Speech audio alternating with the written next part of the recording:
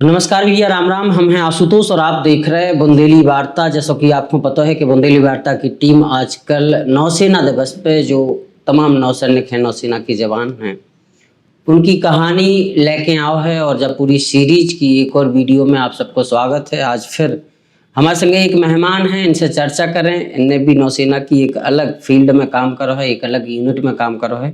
इनके अनुभव जाने, इनकी पृष्ठभूमि जाने कि कैसे नौसेना तक पहुंची, फिर नौसेना में का कछु सेवाएं दी।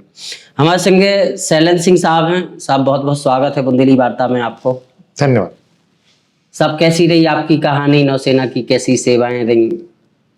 नौसेना में मैंने ग्रेजुएशन किया था बांदा से और 93 में मेरा ग्रेजुएशन कंप्लीट हुआ और मेरी स्कूलिंग भी बांदा में हुई, गवर्नमेंट इंटर कॉलेज बांदा में। वहाँ से मैंने 12th किया था। उसके बाद साइंस साइड में मैंने बीएससी किया। 93 में मेरा बीएससी कंप्लीट हुआ था और उसी साल में मेरा एक नेवी में सिलेक्शन हो गया था।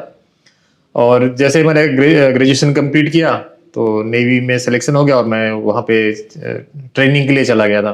तो स्कूलिंग मेरी पूरी बांदा में हुई है, मतलब केजी से लेके ग्रेजुएशन तक मैंने बांदा से ही स्कूलिंग की है। हाँ।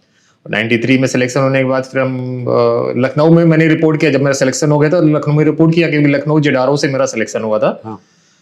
वहां से फिर हमको ट्रेनिंग के लिए भेज दिए गए चिल्का।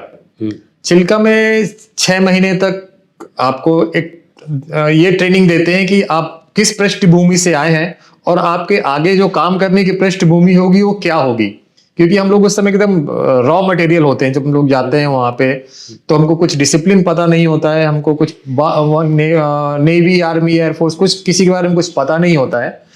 तो वो हमको जो 6 महीने में सिखाते हैं वो पूरी लाइफ में हमको पता चलता है कि हमको करना क्या है, डिसिप्लिन के साथ आगे सर्विस करनी कैसी है। तो 6 महीने हमको चिल्का में वो एक ट्रेंड करते हैं कि आपकी दिनचर्या कैसी होनी चाहिए, आपको अपनी फिजिकल फिटनेस कैसे मेंटेन करनी चाहिए, आपको अपनी हाइजीन कैसे मेंटेन करनी चाहिए। और वो बेसिक ट्रेनिंग हमको 6 महीने बहुत कुछ सिखाती है, ग्रूम कर देती है कि आगे आपको क्या करना है। वो 6 महीने की ट्रेनिंग खत्म होने के बाद फिर आपको एक ट्रेड मिलती है जिसमें आप स्पेशलाइज करके फिर आप आगे नौसेना में काम करेंगे। तो मुझे वहां से कम्युनिकेशन की ट्रेड मिली और फिर उसके लिए मुझे सिग्नल स्कूल में 2 साल की ट्रेनिंग की मैंने वहां पे सिग्नल स्कूल में, जहाँ पे मुझे सब तरह के कम्युनिकेशन इक्विपमेंट के बारे में बताया गया कि कम्युनिकेशन के कैसे इक्विपमेंट होते हैं, जब आप शिप में जाते हैं तो कैसे कम्युनिकेशन करते हैं और सैटेलाइट के थ्रू कम्युनिकेशन कैसे होते हैं। जब मैं 93 में गया था तो उस समय कम्युनिकेशन उतना एडवांस नहीं था। आपको पता होगा कि मोबाइल तो अभी आया है, 2000 के बाद आया है। जब हम लोग गए थे मोबाइल टावर थे नहीं, सारा कम्युनिकेशन एचएफ में होता था। एचएफ मतलब? एचएफ मतलब हाई फ्रिक्वेंसी। जैसे आप रेडियो ट्यून करते हैं, रेडियो कहीं और से बजता है लेकिन आपको यहाँ पे सुनाई पड़ता है। तो अभी तो एफएम आ गया है। एफएम मतलब आपके एक लोकल एरिया में आप जब गाना सुनेंगे, जैसे झांसी का एफएम है, वो केवल झांसी के लोकल एरिया में बजता था। लेकिन अगर आप पहले देखेंगे तो पहले एफएम रेडियो, एक से पहले एचएफ रेडियो आया करता था कि एक विविध भारती चल रही है, पूरे इंडिया में वो सुनाई पड़ रही है। तो वो कम्युनिकेशन हम लोग उस पृष्ठभूमि से हम लोग कम्युनिकेशन लेके पहले कम्युनिकेशन करते थे। कम्युनिकेशन काफी टफ था उस समय। मैसेज, शिप से मैसेज भेजना शोर में, मतलब शोर स्टेशन में, और शोर स्टेशन से शिप में मैसेज रिसीव करना एक काफी टफ काम था। और उससे हम लोग मोर्स कोड से मैसेज भेजा करते थे। मोर्स कोड को डिडा लैंग्वेज ही बोलते हैं, डिड एंड डा। उसमें आपके पूरी कोडिंग होती है और उसमें आप पूरा मैसेज भेजते हैं।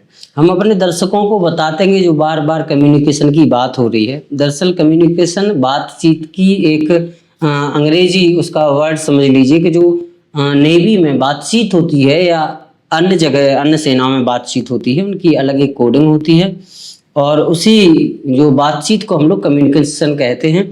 और कम्युनिकेशन में सर एक चीज़ और हम लोगों ने देखी है कि कोई भी सेना हो, चूँकि बड़ा सेंसिटिव काम होता है, अपनी कम्युनिकेशन किसी और को पता ना चले कि हम क्या बात कर रहे हैं, कैसे क्या, तो बहुत सारी कोडिंग का भी यूज किया जाता है। ऐसी भाषाओं को यूज किया जाता है कि एनक्रिप्टेड रहे, कहीं और ना पहुंचे वो। तो वो सब भी सिखाया जाता होगा? हाँ, हम लोगों को सब कुछ सिखाया जाता है। सबसे पहले कम्युनिकेशन का मतलब ये सीक्रेसी। हाँ। जो मैंने पहले बोला, आपको अगर पूरा समझ में आ गया, हाँ। मीन्स मेरा कम्युनिकेशन हो गया। हाँ। और अगर आपने मेरे कहे अनुसार उसका एक्शन ले लिया, मीन कम्युनिकेशन हैपेंड, मतलब जो मैं कराना चाहता था आपने कर दिया, मीन्स कम्युनिकेशन का रिजल्ट निकल आया। लेकिन यही काम कोई दुश्मन ना कर पाए, उसके लिए मुझे कुछ तो करना है कि मैं जो बोलूं वो आपको समझ में आए लेकिन दुश्मन को समझ में ना आए। तो उसके लिए बीच में कोडिंग करते हैं हम लोग, और कोडिंग भी कई तरह की होती है। एक कोडिंग होती है कि भाई मैंने थोड़ी सी कोडिंग कर दी और आपको समझ में आ गई, दुश्मन हो सकता है उसको 4 घंटे बाद समझ में आया, लेकिन तब तक आपने एक्शन ले लिया उसका। तो भले दुश्मन 4 घंटे बाद अगर दुश्मन कुछ कर भी पाएगा तो उसको एक्शन तो खत्म हो गया। इसको बोलते हैं शॉर्ट टर्म कोडिंग। कुछ होती है लॉन्ग टर्म कोडिंग, मींस उसमें दुश्मन को पता ही नहीं चलेगा कि चाहे भले वो 10 साल उसमें लगा रहे, बट वो मैसेज को डिकोड नहीं कर पाएगा। इसको बोलते हैं लॉन्ग टर्म कोडिंग। उसमें बेसिकली क्या है कि हम लोग के जो प्लान्स होते हैं, लॉन्ग टर्म ऑपरेशंस होते हैं, वो उसमें करते हैं। लेकिन जो टेक्टिकल मैसेज होते हैं जिनका तुरंत एक्शन होना है, उनको हम लोग शॉर्ट टर्म कोडिंग में करते हैं कि भाई सामने वाला समझ भी ले, एक्शन भी ले ले, और एक्शन लेने के बाद अगर किसी एडवर्स को पता चलता है तो कोई इसका फर्क नहीं, नुकसान ना होगा।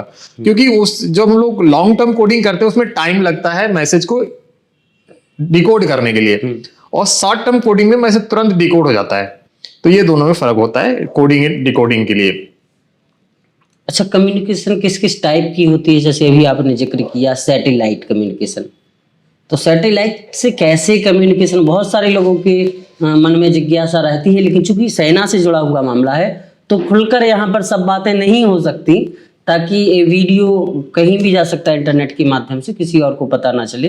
तो बहुत सारे दायरे भी हैं हम लोगों के बातचीत के, लेकिन फिर भी यदि सैटेलाइट से कम्युनिकेशन हम लोग करते हैं तो कैसे पता चल जाता है कि जो छोटी सी पॉइंट दिख रही है स्क्रीन पे, तो सैटेलाइट कैसे हम लोग पहचान कर लेते हैं कि बड़ा शिप है, छोटा शिप है, अपने मछुआरों का शिप है, या किसी और घुसपैठिए का शिप है?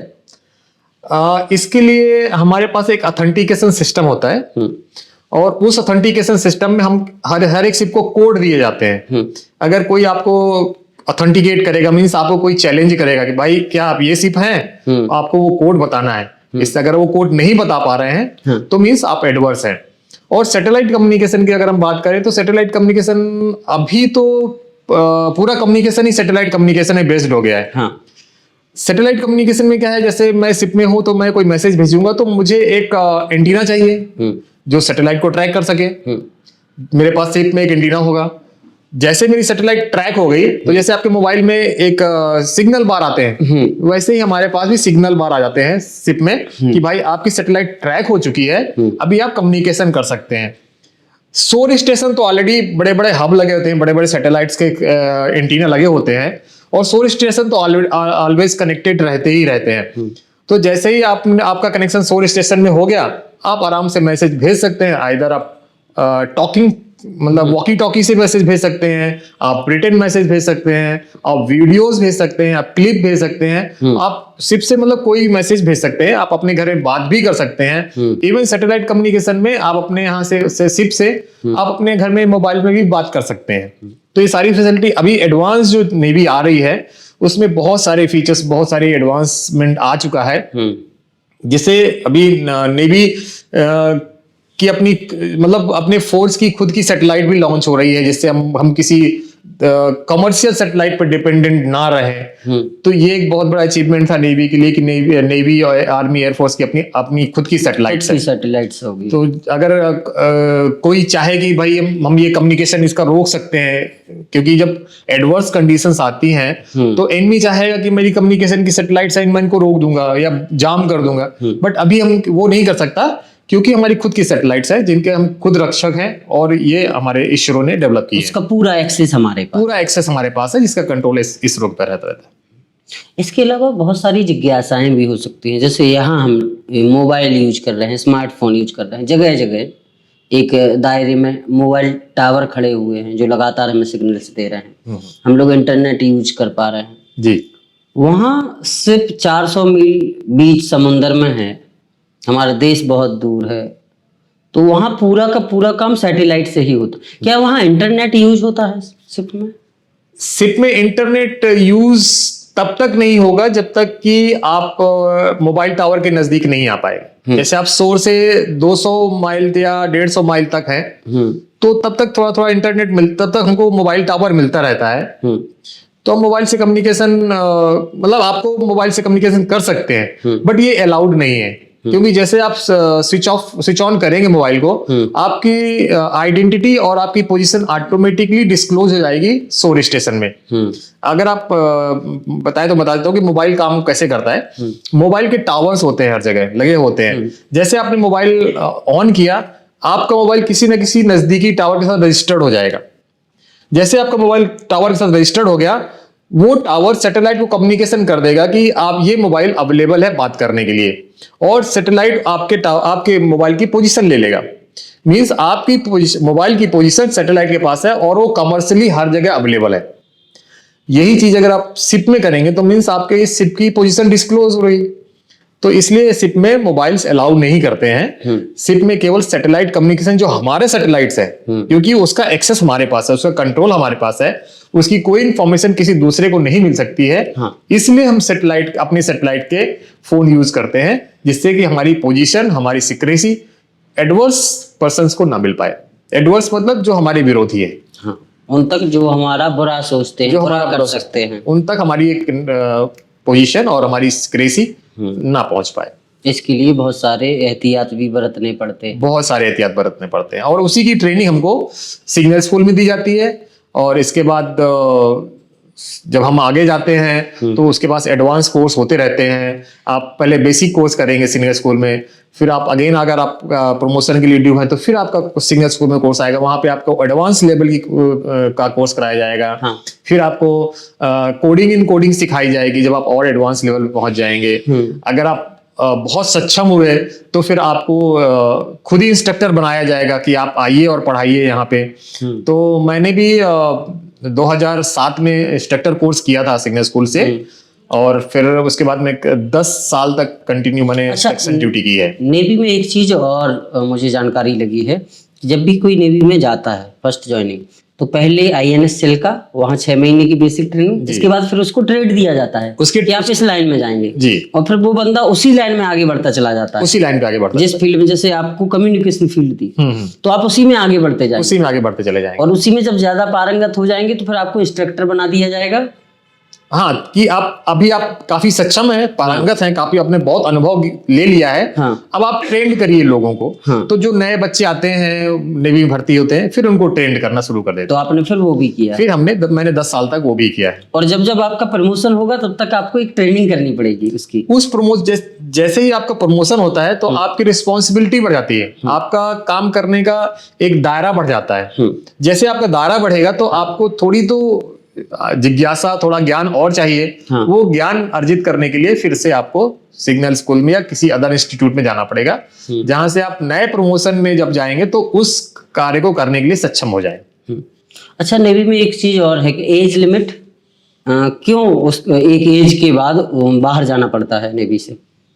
नेवी में एज लिमिट मैं आपको बता देता हूँ कि जैसे हम नेवी में भर्ती होते हैं 18 साल से 20.5 साल तक। आप नॉर्मली इस एज में आप भर्ती होते हैं। जब फर्स्ट जो हमारा एंगेजमेंट होता है वो 15 साल का होता है या 20 साल का होता है। वो 20 साल आपने सर्विस कर लिया, फिर आपको टाइमली आपको फिजिकल टेस्ट देना पड़ता है, आपके और अदर टेस्ट देने पड़ते हैं। अगर नेवी पाएगी कि आप आगे काम करने के लिए सक्षम हैं, तो आपको आगे प्रमोशन मिलता जाएगा और आपकी सर्विस आगे बढ़ती जाएगी। अगर आप फिजिकली आप डाउन हो गए कि आप उस एनवायरनमेंट में अपने आप को सक्षम नहीं पा रहे हैं, अकोमोडेट नहीं कर पा रहे हैं, तो फिर आपको नेवी बाहर निकाल देगी, क्योंकि आप उसके काम करने में असक्षम है। नेवी तभी आपको रखेगी जब आप उसके काम कर पाएंगे।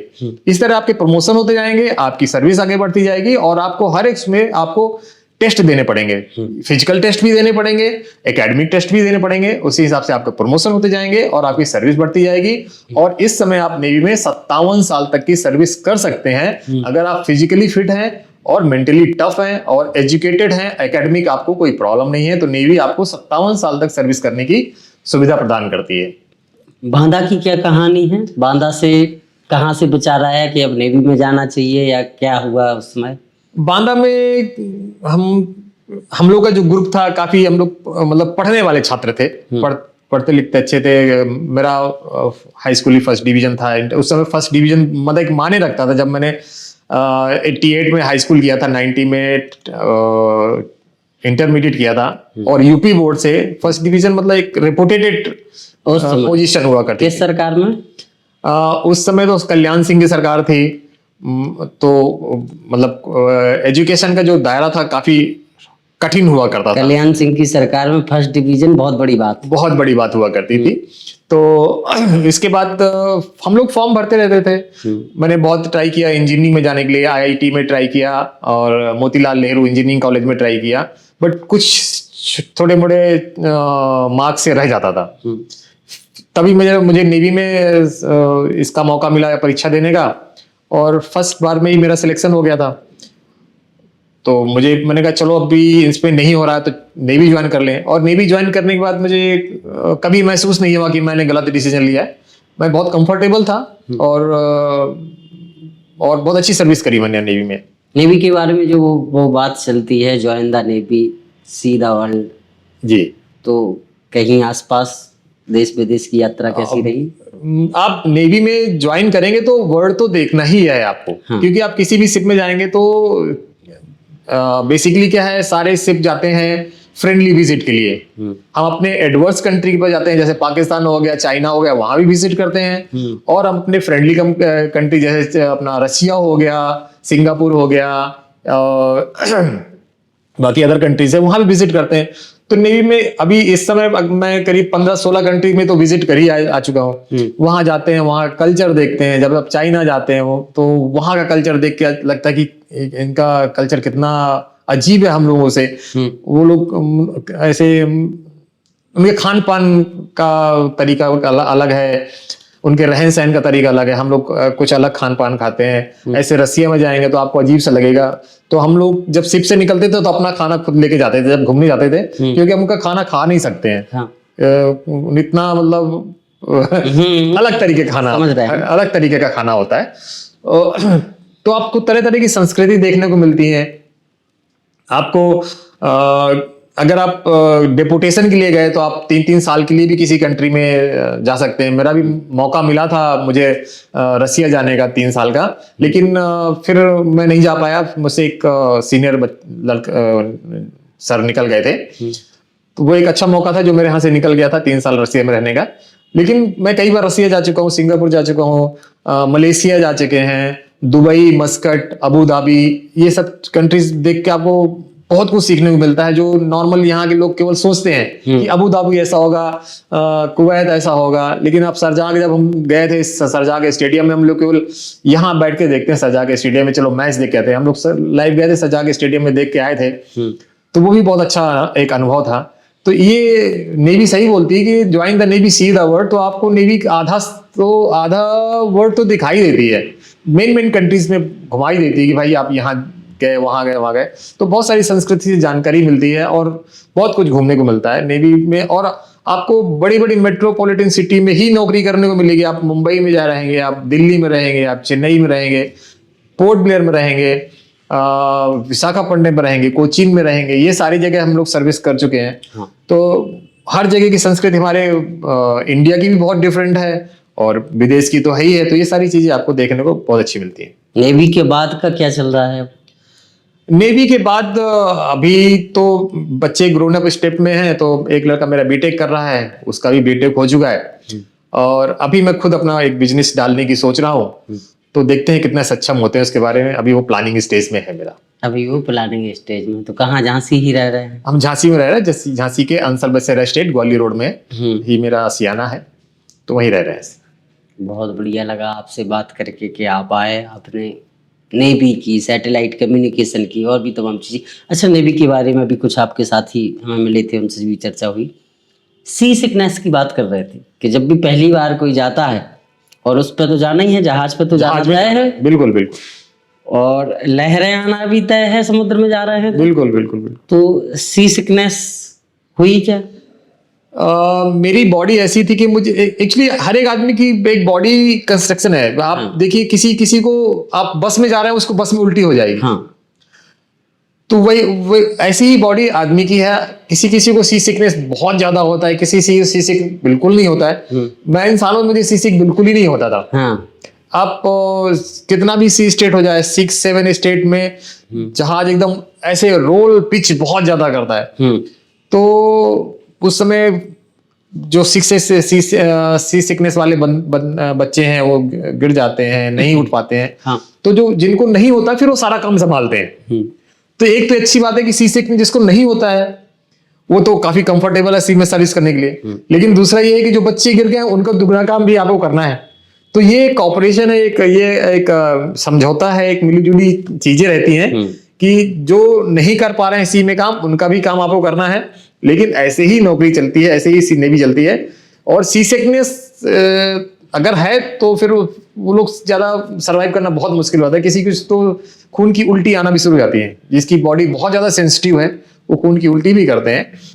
लेकिन 1-2 साल की बात रहती है ये, फिर सब अभ्यस्त हो जाते हैं मुझे लगता है। हाँ, धीरे धीरे अभ्यस्त हो जाते हैं। और आजकल तो गोली भी देते हैं कि आप खा लीजिए तो उल्टी नहीं होगी।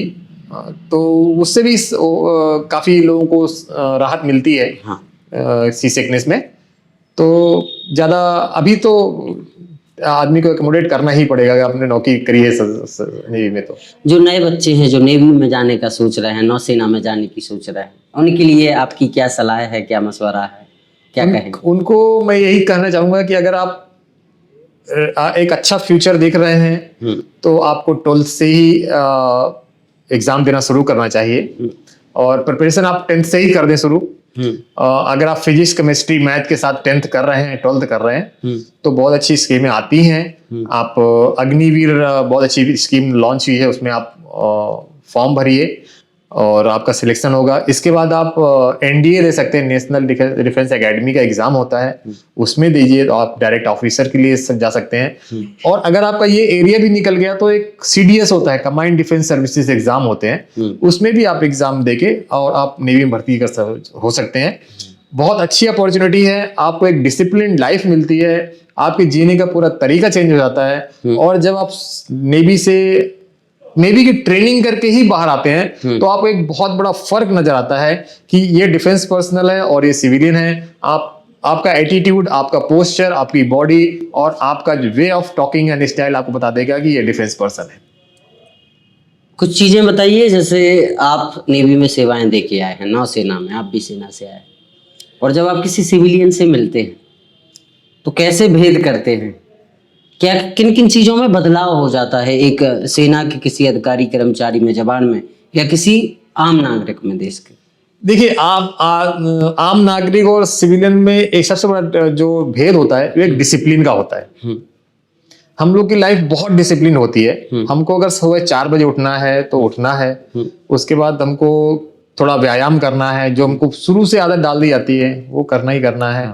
इसके बाद हम लोग को जो बात करने का तरीका है, जब आप इतना व्यायाम करेंगे तो बॉडी पोस्चर ऑटोमेटिकली आपका सेटल हो जाता है कि भाई आदमी थोड़ा सा देखने में भी लगता है कि हाँ भाई डिफेंस का है। फिर दूसरा आपकी बात करने का लहजा। और डिफेंस में सबसे बड़ी जो आप जो सेग्रीगेट कर सकते हैं, जो पहचान सकते हैं, उसमें ये है कि डिफेंस में आदमी एक दूसरे को रिस्पेक्ट बहुत ज्यादा देते हैं। अगर मुझसे कोई भी एक रैंक या एक नंबर भी सीनियर है तो हम लोग सर करके ही बात करते हैं, बहुत रेस्पेक्ट देते हैं। और सिविल में भी हम लोग वही परस्यू करते हैं। अगर सिविल में हमसे थोड़ा भी कुछ बड़ा है तो हम उसको उतनी ही रेस्पेक्ट देते हैं जितने अपने सीनियर्स में देते हैं। हाँ। तो हमको ये सब कुछ डिफेंस ने जो सिखा दिया है ये हमको सिविल लाइफ में बहुत बहुत काम आता है और हमको किसी जगह कोई प्रॉब्लम नहीं आती है। ये सारी चीजें अगर आप देखें सिविलियन में जो आजकल के लड़के हैं उनमें कम देखने को मिलता है। हाँ। बहुत जल्दी वो एक एग्रेसिव हो जाते हैं, थोड़ा सा उनके अंदर धैर्य की कमी, थोड़ी सहन शक्ति, थोड़ा धैर्य की कमी होती है। लेकिन जो डिफेंस पर्सनल होता है उसके अंदर धैर्य बहुत होता है, सहन शक्ति बहुत होती है, क्योंकि उसको पता है कि मुझे आगे जाके क्या करना है। और उसको सबसे पहले ये पता है कि भाई मैं अगर ये कर रहा हूँ तो इसके कॉन्सिक्वेंसेस क्या होंगे, किसके परिणाम क्या होंगे। तो ये सब चीजें डिफेंस में बहुत अच्छे से सिखाई जाती है। तो आप इससे सेग्रीगेट कर सकते हैं कि ये डिफेंस पर्सन है, आपको बहुत शालीन मिलेंगे, बहुत धैर्यवान मिलेंगे, जल्दी मिसबिहेव नहीं करेंगे आपसे और बहुत डिसिप्लिन रहते हैं। बहुत बढ़िया। घर परिवार में क्या चल रहा था उस समय, क्या करते हैं घर परिवार के लोग, बाबूजी वगैरह? मेरे पिताजी वेटनरी सर्जन थे बांदा में। तो जिस समय मैं नेवी में भर्ती हुआ तो बांदा से ही मेरी मेरी पहले ही बताया कि मेरी पूरी स्कूलिंग बांदा में ही हुई है। तो मेरे पिताजी वेटनरी सर्जन है, वहीं पे डिस्ट्रिक्ट हॉस्पिटल में उनकी पोस्टिंग थी। वहीं मेरी 2 सिस्टर हैं और मेरे एक बड़े भैया थे जो अभी नहीं है, वो भी आई स्पेशलिस्ट थे बांदा डिस्ट्रिक्ट हॉस्पिटल में। इसके बाद जैसे मेरा सिलेक्शन हो गया तो पिताजी का ट्रांसफर हो गया चित्रकूट, तो अभी पिताजी चित्रकूट में ही रह रहे हैं। और फिर हम लोग मैंने अपना घर झांसी में बना लिया। तो ये थे हमारे साथ शैलेंद्र सिंह जी, और शैलेंद्र सिंह जी से हम लोगों ने बात की। लंबे समय तक नौसेना में अपनी सेवाएं दे के आए हैं, और हम लोगों ने अपनी सीरीज में इनको इनवाइट किया था। सर आए, बहुत अच्छा लगा सर कि आप आए, आपने पूरी कहानी बताई, आपकी जो स्पेशलिटी थी और आप जिस फील्ड में गए थे उसके बारे में बताया। बहुत अच्छा लगा आप लोगों से मिलके, और लगातार 4 दिसंबर तक हम लोग ये सीरीज चला रहे हैं, नए नए लोगों से मिल रहे हैं और नौसेना को समझ रहे हैं, क्रियाकलाप को समझ रहे हैं, नौसेना की कैसे काम होता है। लोग भी देख रहे हैं ताकि देख के नौसेना की तरफ जाएं, नौसेना को भी समझें। हम लोगों को अक्सर जो थल सेना है उनके जवान देखने को मिल जाते हैं, वायुसेना के भी लड़ाकू विमान ऊपर आसमान में देख लेते हैं, लेकिन जब बात नौसेना की आती है तो ना तो कहीं जहाज दिखाई देता है, आसपास समंदर नहीं है, और आम तौर पे जो नेवी की वर्दी है वो वर्दीधारी भी नहीं दिखाई देते हैं। तो सोचा कि 10-12 दिन आप लोगों से मुलाकात करें और नौसेना को समझें और लोगों को भी समझाएं नौसेना के बारे में। बहुत अच्छा लगा सर आप लोगों से मिलके, और लगातार ये सीरीज चलती रहेगी।